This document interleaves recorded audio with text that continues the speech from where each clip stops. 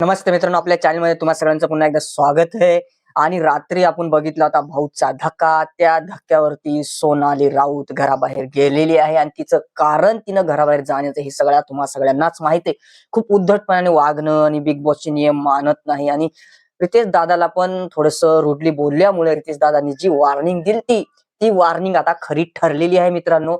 सगळ्याला मोठा धक्का बसलाय की भाऊच्या धक्क्यावर आणि बिग बॉसच्या नियमाचं उल्लंघन केल्यावर त्या सदस्याचं काय होतं हे या आपल्या भाऊच्या धक्क्यावर सगळ्यांना बघायला भेटलेला आहे. हा मुद्दा खरं तर आपला नाहीये. आता ती बाहेर गेली गेली पण आपण वळूया घरातल्या नवीन चोरीकडे.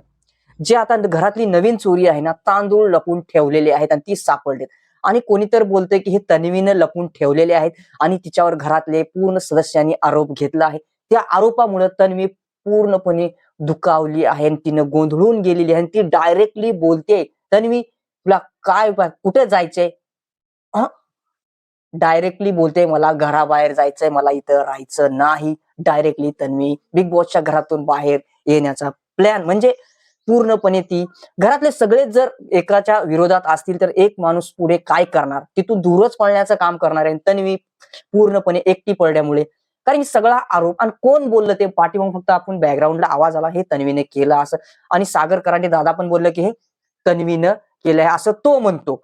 पण तो कोण आहे हे आपल्याला शॉर्ट मध्ये दाखवलं गेलं नाहीये. ते आता आपल्याला आजच्या भागामध्येच कळेल मित्रांनो.